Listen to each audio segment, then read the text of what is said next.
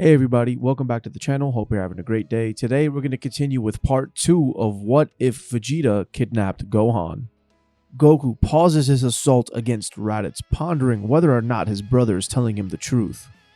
Gohan quickly flies and tells his father that he's not lying, Frieza is here. Goku calms down and lands on the ground. He senses a terrifying power in the distance. Frieza and King Cold are at Elder Guru's place, demanding the Dragon Balls. The Ginyu force is outside, standing guard. Vegeta is very fairly frustrated. They lost their opportunity to wish for immortality. They'll never be able to defeat Frieza like this. Goku suggests that they all work together. That if any of what they told them is true, they cannot let Frieza get away with his crimes. Vegeta agrees. The Saiyan Prince is not a coward. If this is going to be the end of their race, then so be it. Either Frieza dies or they do. It doesn't matter anymore. Now, they try to play it smart, suppressing their ki before they fly to Guru's place. Their first obstacle is to get past the Ginyu force. Raditz and Nappa approach the Ginyu force. They are mocked for their weak power levels, but what the Ginyu force doesn't know is this isn't their real power. The Saiyans smirk before powering up and blitzing them, demolishing the Ginyus in record time. Their combined power is way too much for the force's fighting prowess. Captain Ginyu can't even think about doing a body switch, they're that fast. Vegeta and his crew enter Guru's. They're ready to face the Tyrant family. Frieza turns around, and after getting one good look at Vegeta's group, he begins to laugh at the Saiyan Prince, telling Vegeta he finally found some monkey friends to play with. Vegeta's in no mood to play. He charges up to his maximum power and rushes at Frieza. Goku and Gohan provide backup for him while Nappa, Raditz, and Piccolo fight off King Cold. Now Vegeta, Goku, and Gohan's power level is well above 700,000, but with Goku's secret Kaioken, they're well over 1 million. Their initial assault surprises Frieza, and they're actually able to do a significant amount of damage to him before he realizes he needs to power up. Going into his third form, Frieza's already a little bit compromised from the Saiyans' unexpected power. It's nothing he can't shake off, but Goku's Kaioken technique is absolutely amazing.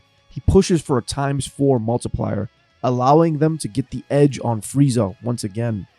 The synergy between Vegeta and Gohan's attacks is off the charts, and they're powering up too. They both have rage boosts. Their combination attacks are devastating. Frieza, he's actually struggling. Now while this is happening, King Cold is surprisingly holding his own, but he's not taking the Saiyans seriously. As he gets bored, he casually swats Raditz, Piccolo, and Nappa away. He looks in on Frieza's battle and decides to help his son out. Seeing Goku as the strongest, he aims a death beam at him, shooting the Saiyan in the back.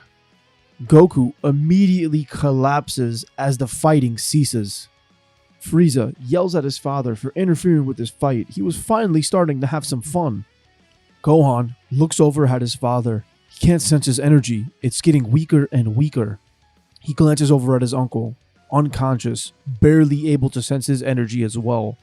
He loses it. He lets out an anguished cry and his power level begins soaring.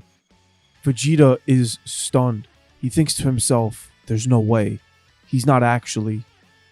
Gohan's cries echo as his hair turns blonde and his eyes turn blue. He's a Super Saiyan. And before anyone gets a chance to react, Gohan flies directly at King Cold, or rather, right through him, tearing a giant hole in the Tyrant's chest. Raditz regains enough consciousness to see what Gohan has become. Frieza is terrified and confused, and that's when Vegeta starts laughing, calling him a fool. Him and his father destroyed the Saiyans out of fear that the Super Saiyan would rise. Now they themselves have created the ultimate warrior. Gohan's power is absolutely out of control, and he flies at Frieza, who is destroyed before he can even power up into his final form. The Super Saiyan's power is completely out of control. He tears through Guru's palace, and explosive ki blasts emanate from him. Everyone takes cover, but through his rage, Gohan hears his father's voice. Goku calls out to his son, telling him to calm down, that he's gonna be okay. Gohan looks down and sees his father being carried by Bulma. He also sees a tiny Namekian healing him. Shout out to Dende. Gohan quickly rushes into his father's arms and calms down, reverting back to normal. Vegeta, Raditz, and Nappa look over at Cold's mangled body and at the ash that was Frieza. They had no idea the boy they kidnapped would be so powerful that he would be a Super Saiyan. No words are said. Vegeta simply spits on their remains when Nappa asks what's next. Raditz looks over at Gohan and smiles, giving him the thumbs up. Gohan suggests that they come to Earth, that the Saiyans need to stick together, right? Now, while Vegeta doesn't agree with the sentiment, he wants the power of a Super Saiyan himself. And before they leave Namek, Elder Guru thanks all of them, and he actually offers to unlock their hidden potential. Of course, everyone's gonna accept, and everybody gets power because they all stood against true evil today. And also different from canon, since Vegeta didn't slaughter any Namekians, Elder Guru gives him and the other Saiyans the okay. Bulma runs up to Gohan, giving him a big hug, telling him he gave her hope. That she learned he was alive by tracking them via the Frieza Force technology. She heard how he was struggling in training just to get his father back. She actually mentions that something weird happened when she was trying to track their location, that she found another faint signal using older Frieza tech. It was on a seemingly remote planet, and Bulma pulls up a scan showing Gohan. Gohan calls Goku over, and they're both in awe at Bulma's technology. This is super cool. But when Vegeta looks over, he actually recognizes the planet.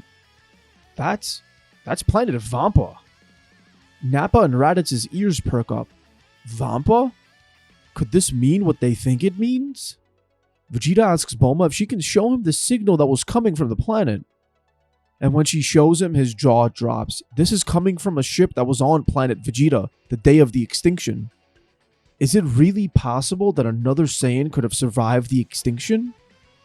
He doesn't recall any Saiyans being stationed on Vampa. Vegeta, Nappa, and Raditz have to go and check this out. Now, while Goku's uneasy around the Saiyans, when Gohan shows interest in going with them, it kinda confuses him. Goku looks at his son and understands that he's not the scared little boy he once was.